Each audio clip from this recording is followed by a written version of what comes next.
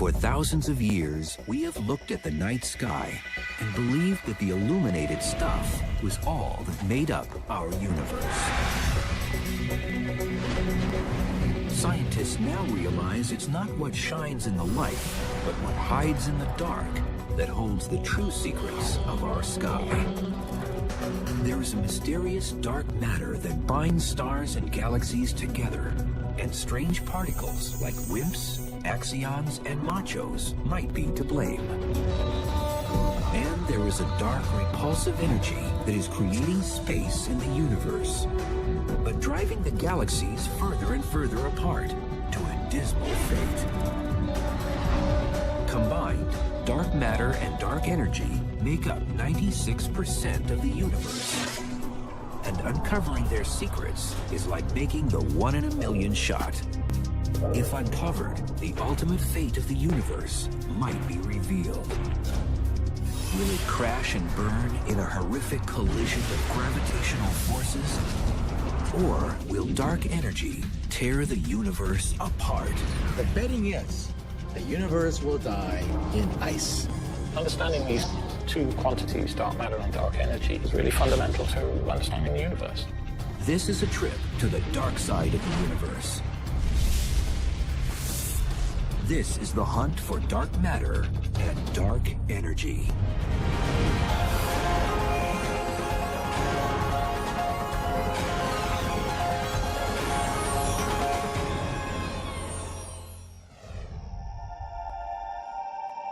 Dark matter is unlike anything we have ever encountered on Earth. Billions of these strange particles pass through everything they encounter each second. They are so massive in weight, they have the power to influence the galaxies, how they form, and how fast they spin. Dark matter's invisible presence is everywhere, or so it seems. Science has not directly proven dark matter particles exist. There are many suspects, but no answers. And observing something you can't see isn't easy. It doesn't emit light and it doesn't absorb light. It doesn't interact with light at all. Not only does it not shine, you can't easily see it in obscuration. But the evidence is there. Science knows it. Every textbook on the planet Earth says that the universe is made out of atoms and some subatomic particles. Well, all those textbooks are wrong. And they are going underground to prove it. When they hear about this invisible matter called dark matter, they say, bah, humbug, show me proof that dark matter exists. Sudan, Minnesota, 200 miles from any major city lights. A perfect place for hunting dark matter, but not for obvious reasons. So you'd think we'd want to look up in the sky for dark matter. That's where dark matter's coming from, after all. But instead, we're going to don our helmets and we're going to walk down into this mine. 2,431 feet underground is the Sudan National Laboratory, an abandoned iron mine reconfigured into a research facility. This is just one lab of many around the world going underground to shield experiments from cosmic rays. Each are racing to detect dark matter, an invisible particle that has only been indirectly observed, but never captured. We've been at this for now a decade, and we have yet to see a dark matter particle. The hunt for dark matter started almost a century ago. Astronomers finally had the tools to see deep into the night sky, and the questions began. So it wasn't until the 1920s that the technology developed well enough so that we could take little fuzzy patches that people had noticed in their telescopes and resolve them and figure out what they are. Then Edwin Hubble shocked the world and declared the universe was bigger than just the Milky Way. People realized that some of these little fuzzy patches are separate galaxies, just like our Milky Way galaxy. As astronomers discovered new galaxies, Caltech professor Fritz Zwicky looked up to the neighboring Coma cluster of galaxies and observed something strange. When he measured what the motions were in the Coma cluster of galaxies, he got an estimate for how much mass there was in that cluster. And he compared it to how much mass you could actually see by looking at the galaxies. Something didn't add up. The galaxies were moving too fast within the cluster for the amount of illuminated stuff he could see. By his calculations, there should have been 160 times more illuminated mass to account for the random speeds of galaxies in the cluster. Something else was affecting their motions. But what was it? He analyzed their motions and concluded that the cluster could not be stable unless there was a large amount of dark matter present. In 1933, he was one of the first people to really grasp the significance of the presence of dark matter. He called it missing matter. Dark matter, an invisible mass that was gravitationally attractive and was able to affect the speeds of entire galaxies in a cluster. Revolutionary thinking? Yes. But the discovery was largely ignored. I think that people took Zwicky seriously, but they didn't jump to any conclusions. This was a time when the universe was just beginning to be explored. It was the 1920s when we first realized there were galaxies outside our own. What we didn't know back then was whether it was simply galaxies or stars or gas or dust that we couldn't see, or whether it was something truly different. Zwicky's observations were based on measuring the mass in the stars and galaxies. But how do you weigh stuff in space? You can't go and put the sun on a scale. It's a little bit hard. But what you can do is you can measure how fast the planets are moving around the sun. And the more stuff there is in the sun, the faster those planets have to move to stay in their orbits. Newton and Einstein both said the more mass or stuff you have in an object, the more gravitational pull it will have. And the further an object is from the center, the slower it should travel in orbit, because the gravitational pull is weaker.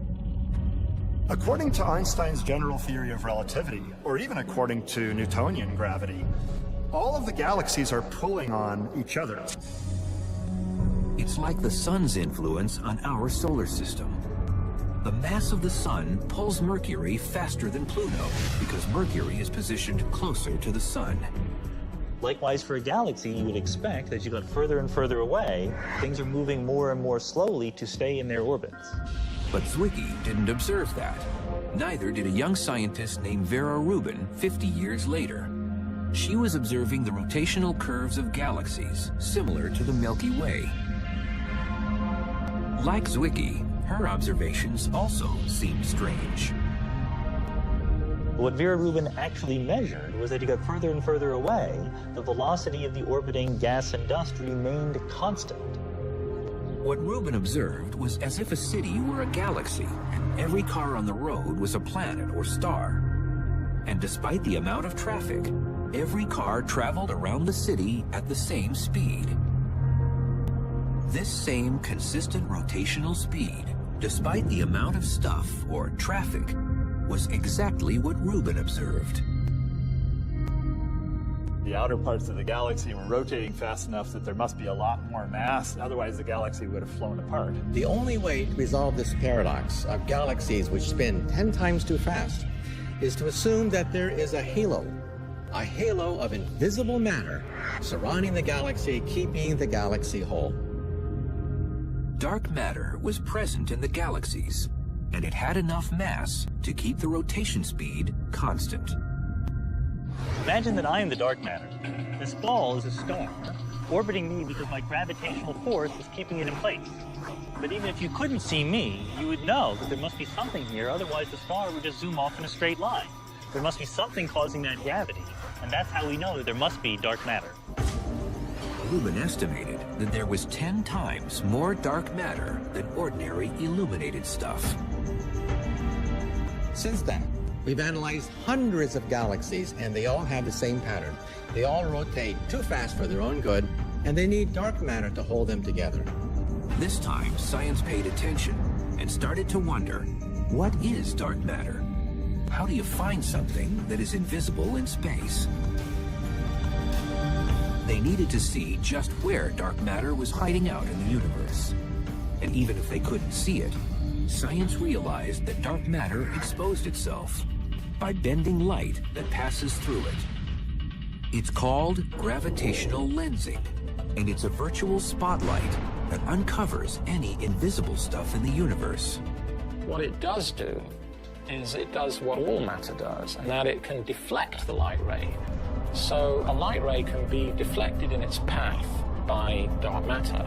By tracing the battered light's path, gravitational lensing detected dark matter concentrated in the halos of galaxies.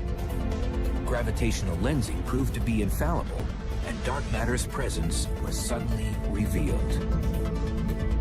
This technique of gravitational lensing is the most precise because we can actually pinpoint not just how much dark matter there is, but how it's distributed in its position on the sky.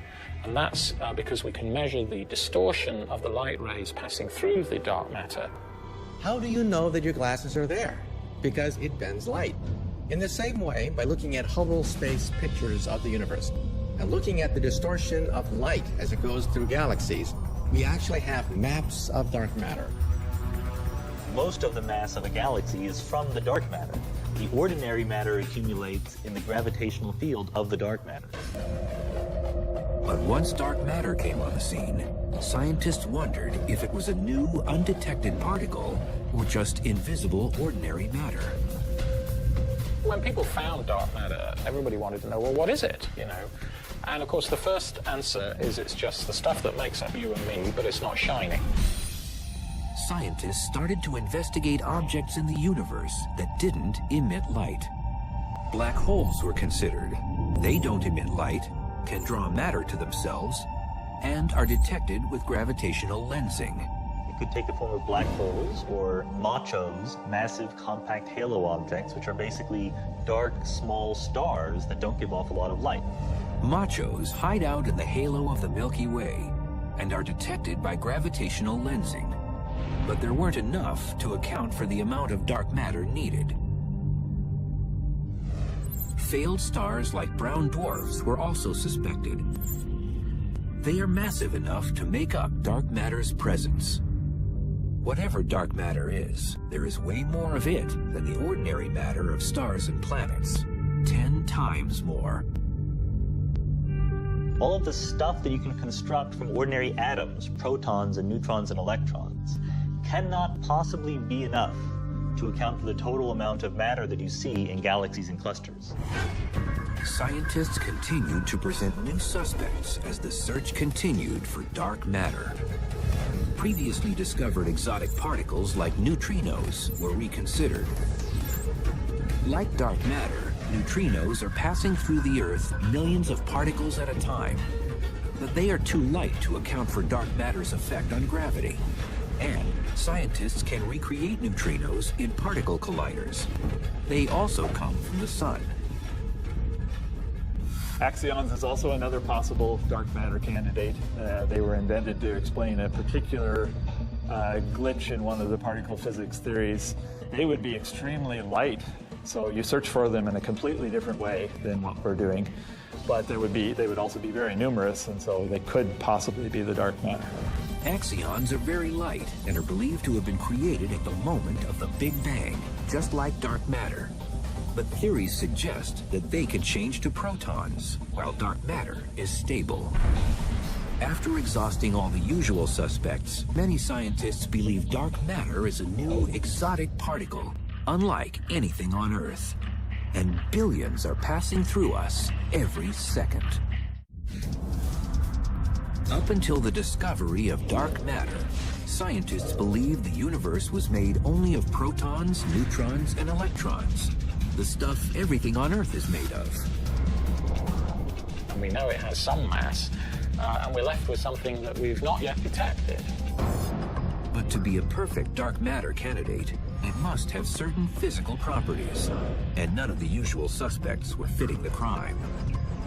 So we know that the dark matter is some ponderous substance.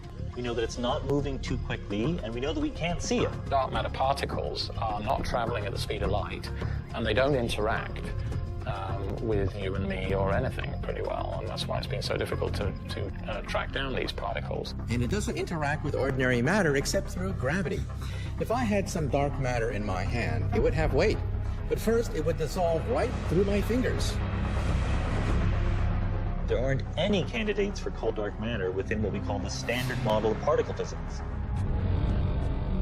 Like an invisible man passing through walls, dark matter is passing through Earth billions of particles at a time, never colliding with ordinary matter. So the most popular idea for what the dark matter could be is something called a WIMP. WIMPs are weakly interacting massive particles. They have not been detected, but their characteristics match the perfect dark matter candidate. At the Sudan laboratory, the Fermilab team has gone underground, braving thousands of bats to try and capture a WIMP particle. This is called the Cryogenic Dark Matter Search. CDMS is the acronym for it. This was an iron ore mine until 1962 when it shut down. We're half a mile underground. Fermilab has designed a machine that at sub-zero temperatures can detect a dark matter particle passing through it. And its sensor is made of germanium, a dense metal jam-packed with atoms. It's a very pure block of germanium. It's got on the surface of it a pattern of tiny little thermometers, basically, that are able to detect when a particle passes through this hockey puck-sized chunk of germanium. Dark matter is streaming right through us right now without doing anything. Very occasionally, it will bump into the nucleus of an atom, and that's the signature that we're hoping to see. To get a clean dark matter hit, Fermilab needed to filter out junk from space. We would get so many particles that it would be really trying to sift a needle in a haystack. Fermilab's experiment picks up all matter that passes through this detector. The less junk in the air, the easier it will be to detect a dark matter particle. Because dark matter doesn't interact easily with regular protons and electrons, Fermilab has frozen the germanium pucks to near sub-zero temperatures. If a dark matter particle comes through and hits a nucleus, it will actually change the temperature of the crystal very slightly. And so we're looking for that tiny change of temperature in the crystal to signal that a dark matter particle has passed by. 16 germanium pucks sit in a chamber inside a clean room. So we're suited up. We're about to go into the experimental room. It's a class 10,000 clean room. That's why we're all suited up, so we don't carry in any dust, because that would cause a background for the experiment. So let's go inside. So we have scintillation counters that are catching any cosmic ray particles that get all the way down underground here. So right here is what keeps our experiment cold, that tiny little bit above absolute zero. This is a dilution refrigerator. Way inside here are the germanium and silicon detectors, so we're just waiting for a WIMP, a dark matter particle, to get down to this depth and hit one of those germanium and silicon crystals that's buried way inside all this shit. Fermilab has been visiting the mine for nearly 2 years, trying to capture dark matter. This is far harder than it sounds. Although billions of particles are passing through Earth at one time, it's a 1 in a million shot dark matter will interact with ordinary matter. Getting a dark matter particle to hit a germanium atom is like an archer trying to hit a bullseye when the target is a mile away. All these green lights indicate particles passing through the germanium and silicon detectors that we saw downstairs. These are almost certainly all background particles, but maybe it's buried in there someplace as a WIMP. But we won't know until we analyze the data. Hunting dark matter is tedious. Each day, the Fermilab team reports to the underground lab, analyzes data, and perfects their ping-pong game while waiting for the one hit that will prove dark matter exists. But for all this effort and waiting around, no dark matter has been detected by Fermilab or by anyone else. Unfortunately, we've seen precisely 0 dark matter particles so far. Any day now, we may have the announcement that physicists have captured dark matter in a bottle. We have a hypothesis. It certainly seems to explain the universe we live in, but the plain fact is we haven't yet detected this cold dark matter particle. Finding dark matter will not only give us proof of its existence, but might also answer the other big questions of space. Detecting dark matter directly will give us a window onto what was going on 1/10,000th of a second after the Big Bang. If scientists can discover what dark matter is, they might also discover how the universe behaved early in its life. Dark matter is not only a mysterious quantity in the universe, but also it's fundamental to why we're here, in fact. It would be difficult to form galaxies and hence, the solar system and hence life on Earth.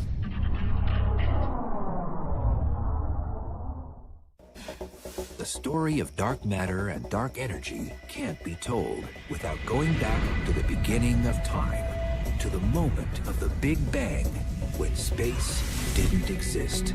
There is no center where you can point to, and that's exactly the analogy for the Big Bang. There is no direction in the sky from which all the galaxies are expanding. From this moment of nothing to a violent explosion, space was created, and the universe began to grow from a seed. Particles formed in a nuclear fusion of gas and energy. Ordinary matter was reacting with other ordinary matter. The early universe was in fact a nuclear reactor when it was 1 minute old. And 380,000 years later, bits of particles began to cluster, creating the seeds from which stars and galaxies would later form. Bigger lumps grow to form yet bigger lumps, and so gravity is slowly pulling force, bringing objects together. What scientists now realize was that at the moment of the Big Bang, dark matter was created. And it played a critical role in helping ordinary matter clump together to form stars and planets. Like steel girders used on a building site, dark matter's slow-moving particles acted like scaffolding upon which ordinary matter could attach itself. We believe that because it's cold and doesn't interact very much, that dark matter was pulled together by gravity very slowly over time and actually formed the seeds around which normal matter coalesced into galaxies. It's like a cosmic web, like a spider's web, where there are strands of dark matter, and where these strands intersect, like a scaffolding pattern. So in a sense, the dark matter is the framework. It's providing the scaffolding for the shining galaxies that we can easily see. Are really like the Christmas tree lights. They're not the actual Christmas tree. They're the things that are visible from very, very far away. But the reality of a galaxy is a big halo, most of which you don't see. You see the shiny bits that are stars and planets that have accumulated at the center of that large halo, which is mostly dark matter. Scientists have long wondered why galaxies formed in seemingly random patterns across space. Now scientists know it's because of dark matter's gravitational pull. The universe is not uniform at all, but has voids, it has clumps, it seems to have bubble-like regions. What we now believe is due to dark matter. In the last year, astronomers have been able to take their theory one step further and create a detailed 3D map of dark matter in the universe using gravitational lensing. And Einstein said that gravity affects everything, just like gravity is caused by everything. So one of the things that is affected by gravity is light itself. Because when light goes through dark matter, it bends, just the way light bends when it goes through glass. And light doesn't discriminate between ordinary matter and dark. Both types of matter batter light's path as it travels through galaxies. In a course on a map, astronomers have traced thousands of light sources as they pass through dark matter. It has given science the most accurate picture yet of where dark matter hides in space. We can compare that map of the dark matter with where the galaxies are. And lo and behold, we find with where the galaxies are. And lo and behold, we find that the dark matter is acting as the skeleton. It is the backbone around which the visible material is clumping. By mapping the universe, astronomers can also look back in time and predict how much matter was created at the Big Bang. So if you know how lumpy the universe appears now, and when it was half its current size, when it was half its current size before that, you can infer the total amount of stuff in the universe. It gives us another very nice way of matching onto what we believe is the total amount of dark matter. It's estimated dark matter makes up 23% of the universe, while ordinary matter makes up only 4%. You need a lot of dark matter to account for the total amount of gravity that exists in these clusters and galaxies. But what makes up the final 73% of the universe? Scientists were shocked to discover a new mysterious dark energy was dominating space. And its repulsive energy is driving the galaxies apart.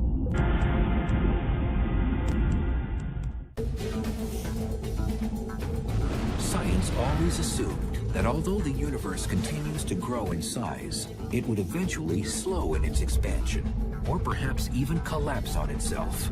Gravity would overcome any momentum it had. But while measuring the expansion history of the universe, scientists were shocked to realize that the universe wasn't slowing down, it was speeding up. And a grim fate awaited any living thing. The universe will disintegrate, and temperatures will become so cold that any intelligent life will freeze to death. From the moment the Big Bang created the universe, space has been expanding and never stopping, carrying galaxies along for the ride. The space in between the galaxies is expanding, but galaxies are not expanding. The Earth is not expanding, the solar system is not expanding. Edwin Hubble first discovered galaxies were moving away from the Milky Way in 1929 by realizing the more distant galaxies move faster away from us than the nearby ones. He realized he could measure their velocities by studying their wavelengths through a prism.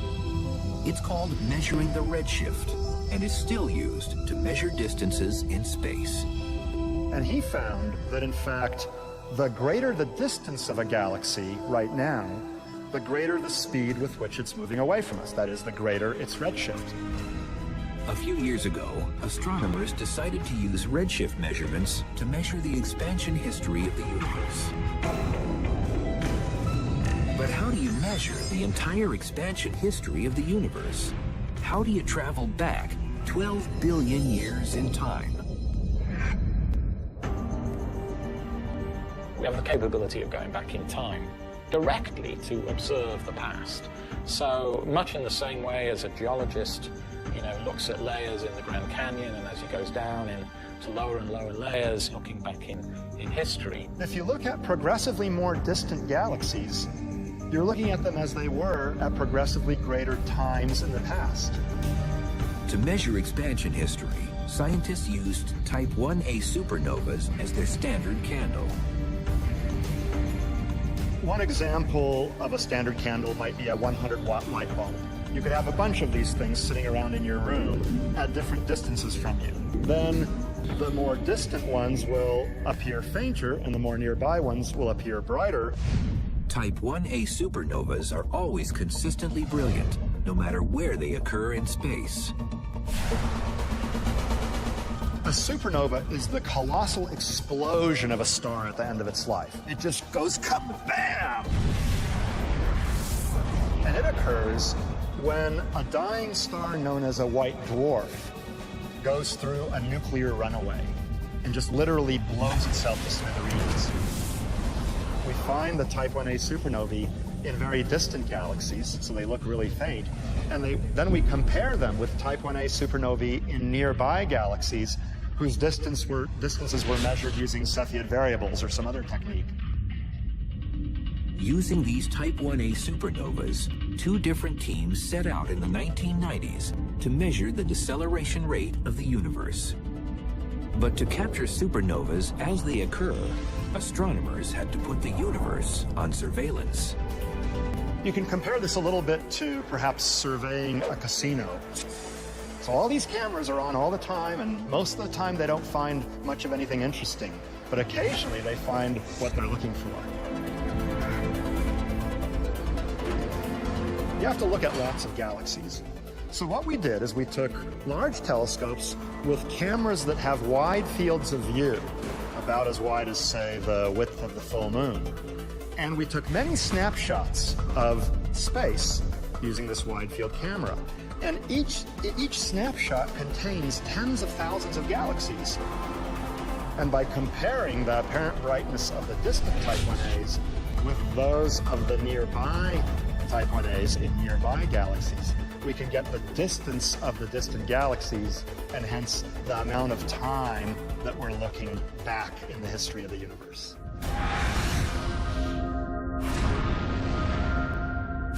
After the two teams studied the results of 60 Type 1A supernovas, scientists were shocked at their results. The universe wasn't slowing down, its expansion was speeding up. We all expected that expansion to be slowing down with time, because after all of the galaxies are pulling on one another. We were so confident we were going to measure the rate at which the universe was slowing down, and then we found, of course, a negative answer. The universe is not slowing down, it's speeding up, and this was just a big mystery. That is really, really weird. You know, we expected to measure some amount of slowdown, and instead it's expanding more quickly. That's like the wrong sign, right? We were really afraid that we had gotten completely the wrong answer. We rechecked our measurements, we checked the analysis. A bunch of people on each of the two teams did the measurements and the analysis independently and kept getting the same result. One of the greatest shocks in the world of cosmology just in the last few years has been the realization that our universe is accelerating. This repulsive force driving the universe was called dark energy, an invisible energy that was nothing anyone expected or understood. It suggests that over the largest distances in the universe, there's a repulsive effect that dominates over gravity. And dark energy was creating space, taking galaxies along for the ride. This energy that appears to fill the universe and stretch the expansion of the universe faster and faster with time is now known as dark energy. So here I throw the apple, and initially it's decelerating, and then dark energy makes it accelerate away from me. So you throw the apple, and it just zooms away faster and faster with time. Like the apple forever traveling into space, galaxies are being carried away as more space is created.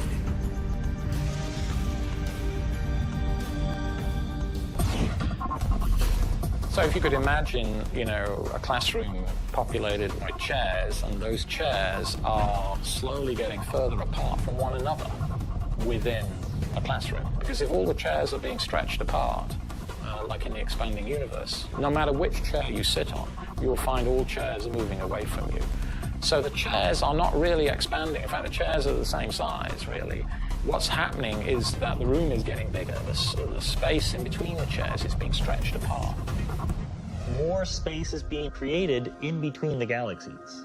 So you have individual galaxies remaining of constant size in a universe where all of space is getting bigger and bigger. Dark energy is very different from dark matter. It doesn't clump up like galaxies do in clusters or like stars do in galaxies. Instead, it appears to be pretty uniform, and we find the same amount of acceleration no matter which direction we look at. It's probably smooth, although some people believe there may be structure in its distribution and its influence. Dark energy is the energy of the vacuum, the energy of nothing. Even nothingness has energy, and it's pushing the galaxies apart, creating a runaway universe. It appears dark energy and dark matter have been at war with one another since the beginning of time. Science believes dark energy was created along with dark matter at the moment of the Big Bang. It has always existed in the universe, but gravitational forces of dark matter kept it in check, slowing down the expansion of space during the first 9 billion years of time. This changed 5 billion years ago when the universe grew big enough so that dark matter was dispersed throughout the universe, and dark energy wasn't so affected by dark matter's pull. As a result, the universe began to expand at an accelerated rate. Dark energy is a constant term.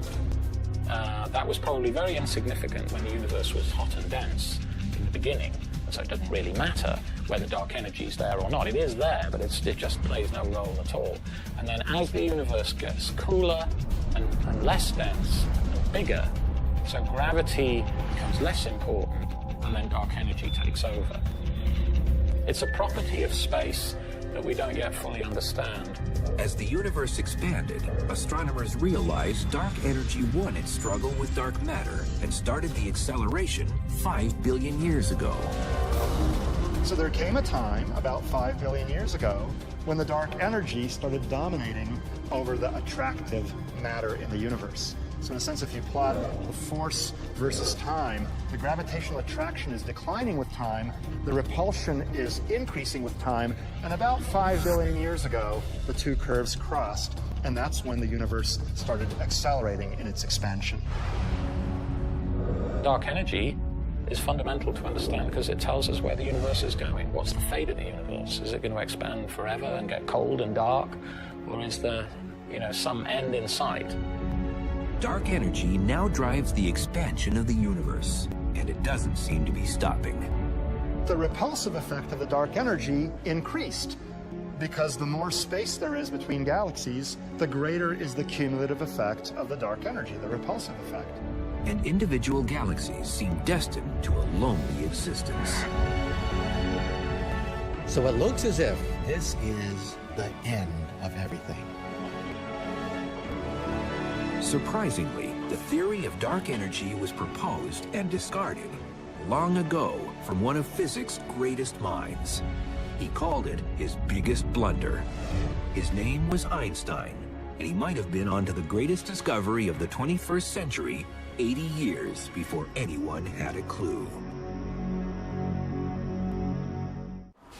Science now understands that dark energy is creating and expanding space. But in the early 20th century, astronomers believed the universe was only as big as the Milky Way and would never grow in size. But Einstein had just formed his theory of relativity and decided to test it on the static universe. But as hard as Einstein tried, he could not balance his equation to equal a static universe. His calculations showed a universe that must either expand or contract. He realized that if you had a universe that was smooth, that was uniformly distributed with stuff, his theory unambiguously predicted that it should either be expanding or contracting. So Einstein proposed a repulsive vacuum energy that would hold the universe in balance with attractive gravity. He called it his cosmological constant, a constant energy that would hold the universe in balance. He introduced the cosmological constant, or dark energy, to hold the universe static. When Hubble announced space was expanding, suddenly Einstein's cosmological constant seemed irrelevant, and he labeled it his biggest blunder. Now it turns out that dark energy, the concept that he threw away back in the 1920s, is in fact the dominant force blowing the universe apart. Einstein's so-called blunder will eventually determine whether or not the universe dies in fire or ice. And the betting is the universe will die in ice. In trying to survey how the universe behaves, Einstein had erroneously predicted dark energy and what is the total makeup of the universe. The total amount of stuff in ordinary matter and dark matter is not enough to account for the curvature of space that we observe. Like looking across a horizon on Earth, the size of the universe is so great the curvature of space appears flat. Add ordinary matter, and dark energy together. That makes a prediction for the curvature of space. And that prediction comes spot on. You get the right answer. Our satellite data now has revealed the fact that 73% of the matter energy content in the universe is dark energy. Dark energy, which was once Einstein's blunder, is now known to be the dominant force in the universe. His blunders are our great discoveries. Scientists are at the very beginning of understanding what effect dark energy will have on the fate of the universe. Ideally, we'd like to measure how dark energy is behaving. as the universe ages.